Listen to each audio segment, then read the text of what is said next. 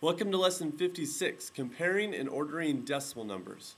Now, in this lesson, you're going to compare decimal numbers, which one's larger or are they equal, and you're also going to put them in order, sometimes from greatest to least and sometimes from least to greatest. And on the surface, let me tell you, it seems pretty easy. You could tell sometimes pretty easily which number is bigger than another, correct?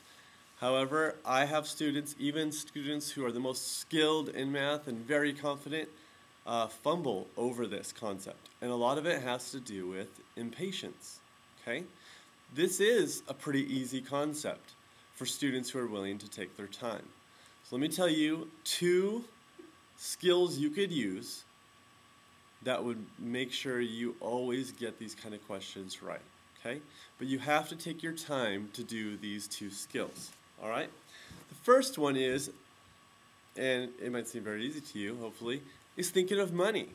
Okay, decimals are used in money because you separate the whole dollars from the partial dollars, the cents. Okay, and in a lot of decimal numbers, you're not going to go past the first two decimal numbers, the tenths and the hundredths. So up on the board, you see the first one says 2.3. That's 2 and 3 tenths. 3 tenths is 30. So that $2, that 2.3 doesn't mean $2.03. It means $2.30. The second one is $2.03. And the third one is $2.13. Now think of it like that. Which one is the least amount of money?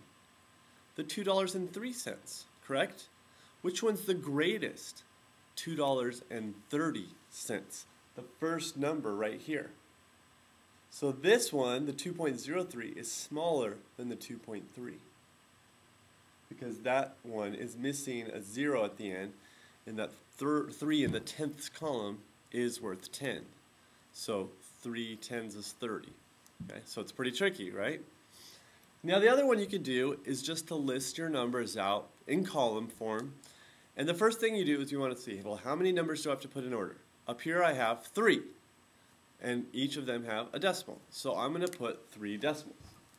1, 2, 3. And then the next step is just to copy each number down. So go ahead and do like I'm doing. Now stacked like that, you could start from this side and start crossing out numbers and finding out which one's bigger or smaller. Because everything to the left is bigger. So if you have hundreds or tens or ones. Now in this one you see 3 2's, so in the ones column we have a tie. So we don't need to look at that column anymore. Now look at the next column. We have 3 against 0 against 1. This column will tell us when we're done. What's biggest? The 3. What's next biggest? The 1. And then what's next biggest? The 0. So this is the biggest number first. This is second. And this is third.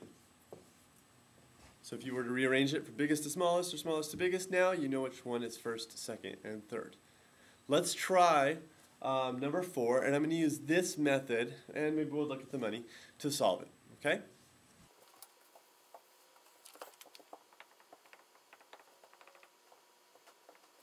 Alright, now can you see all those numbers? In your paper it says to number them from greatest to least. So start with the biggest.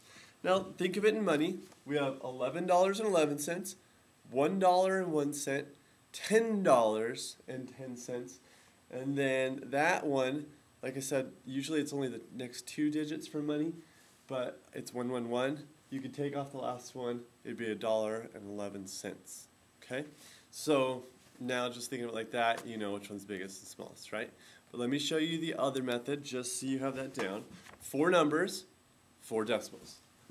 1, 2, 3, 4. It's 1, 1, 1, 1, 1, 0, 1, 10, 10, and 1, 1, 1, 1. All right. Starting over in this column, we have a 1 against 1, tie. Then we have a 1 against 0. This is the first one. Then this is the second one. So we've done those two. Now it's against 1.01 and 1.11. So we have a 1 against a 1, and we have 1 against 0. this one's going to be third, and this will be last. So when you write your numbers in order, make sure you would put the 11.11 first, then the 10.10, then the 1.111, then the 1.01. All right? If you get stuck on this or you have any questions about comparing and ordering decimal numbers, then come see me. Thank you.